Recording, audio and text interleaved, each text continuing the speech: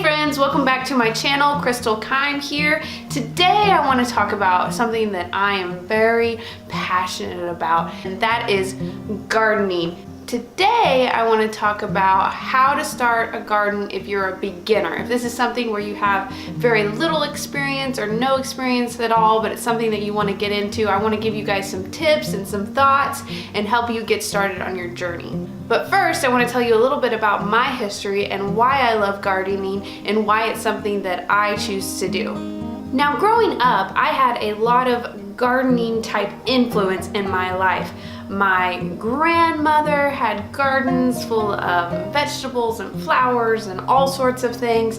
My dad did a lot of gardening, and when I was growing up, my dad told me about something called a victory garden, and that was one of the reasons why he gardened. Basically what a victory garden was is during war times when there was rations on different food and gas and different things, there was this initiative that encouraged people to grow their own vegetables, and they were called victory gardens in order to help with the war effort.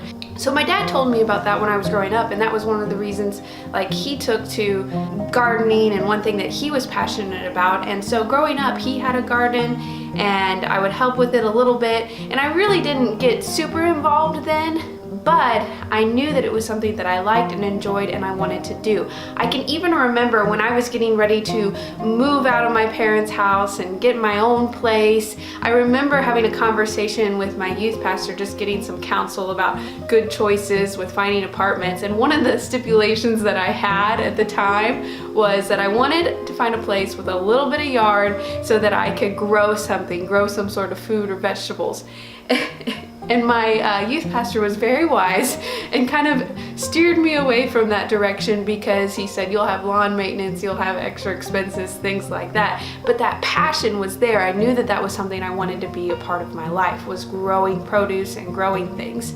And shortly after that, as soon as I got even when I got the apartment, I had potted plants and tried to grow things on my little balcony. It just was something that I was passionate about. And when I got our first house with our own backyard, we went to plant a garden. So it's something that I have just kind of grown up with, been a part of my environment, and I kind of feel like it's even in my blood because so much of my family has done it. My dad's side had gardens, and even on my mom's side, my mom's father, he wasn't into the vegetable garden as much as I know, but he was into African violets, and he would crossbreed them, and I don't know all the technical terms, but he actually created his own species, I don't know if that's the right name either, but his own type of African violet series, and that was something that he was passionate about. And I even remember my mom's grandma, my great grandma, would grow these gardens, and so I kind of feel like it's just in my blood, something that is a part of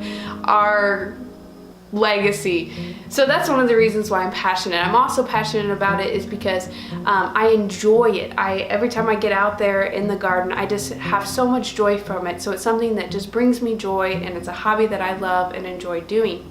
Another thing is I like having the fresh produce and the health that it can bring to my family by eating fresh from the garden. And then I also like the fact that you can, depending on how you do things, you may not at first, but you can save a lot of money in your grocery bill and even make money off of a garden at times. So those are the reasons why I like to garden, but it doesn't have to be your thing. But if it is, here's some tips to get you started as a beginner gardener.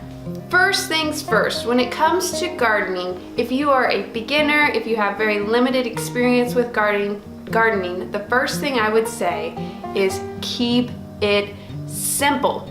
So many times people, when they start a garden, they just go in and plant tons of different things. They have 20 different things that they try to plant and try to manage, and then it just gets too overwhelming. There's too many complications that come along, and the whole garden just ends up dying, suffering, and they don't have anything come out of it. My advice is to start simple. Pick maybe 1-2 things that you want to grow and just try that out for the first garden that you have. I have a few suggestions of things that are kind of simple to grow. Lettuce is something that is simple to grow. A lot of people around here, and I think just in general, usually start with tomatoes. That is what I started with, is tomatoes. It seems to be the classic thing that everybody grows. Tomatoes can come with a lot of issues though. So they are simple if you run into no complications, but if you run into complications, it can get a little complex. So tomatoes are something that you can try. Another thing is cucumbers are pretty simple to grow. There's also green beans are fairly simple. If you're gonna do green beans and you're in my area, one thing you'll have to be prepared for is Japanese beetles. They will eat up your green beans like none other. So that's something to be prepared for. But the one thing that I would recommend, these are all vegetables that I saw, people recommending, but the one that I would recommend that seems to be fairly easy and I had the most success with when I started my garden was something like zucchini or summer squash. They are fairly easy to grow. You don't run into a lot of problems with them. They're pretty hardy and simplistic. So that's something that I would recommend starting with if you enjoy that. But start with one or two simple things and really research the heck out of those things and find out all you can about those and just really focus on doing those ones and doing them well. And then each year that you have your garden, you can add a couple more and just build on the knowledge that you have. Now, I mentioned researching. When it comes to having a garden, you're definitely going to run into things and you're going to need to research about whatever it is that you're wanting to grow and kind of find out some facts. So the first thing that you're going to want to find out is, you look at that little map there and you find out what grow zone you are in, what zone. Depending on where you live, it depends on what time you plant, how you plant things. So definitely find out what zone you are in.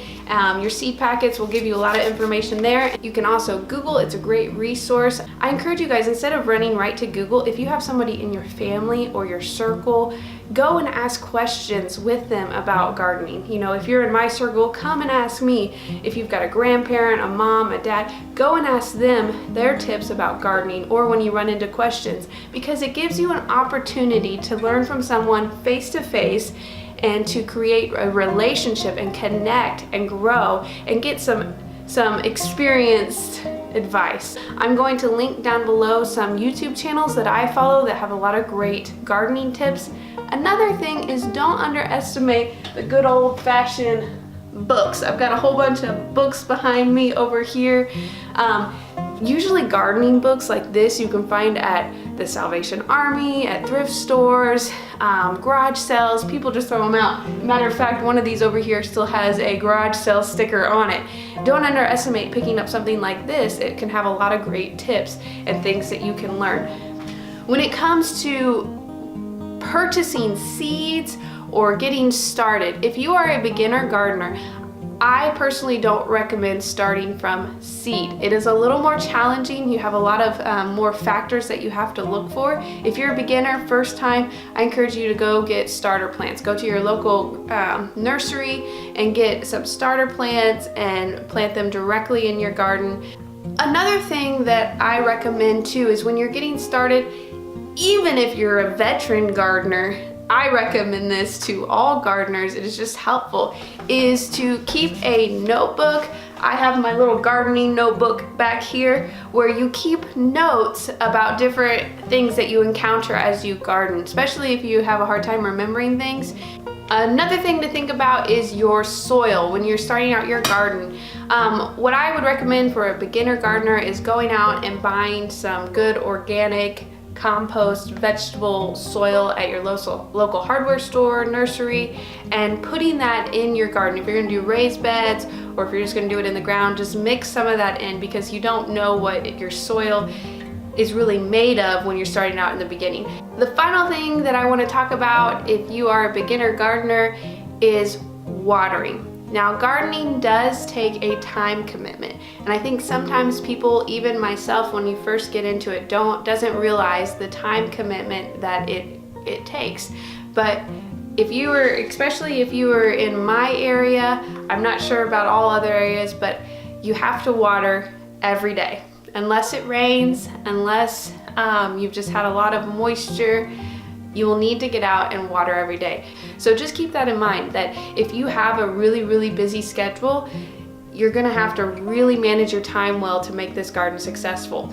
And if you have a really busy schedule, this may not be the time to start a garden. Connect with someone you know that has one and, you know, maybe help them out once a week, or just figure out a way that you can get some of their produce. Usually most gardeners have excess, so don't hesitate to ask. But if you think you can manage the time, just realize you're gonna have to make a commitment to watering, to weeding your garden, to going out and harvesting and picking all of the produce that you spent so much time working on. So that's one thing to keep in mind. It is a commitment. So think about that before you get started if you're willing to make the commitment.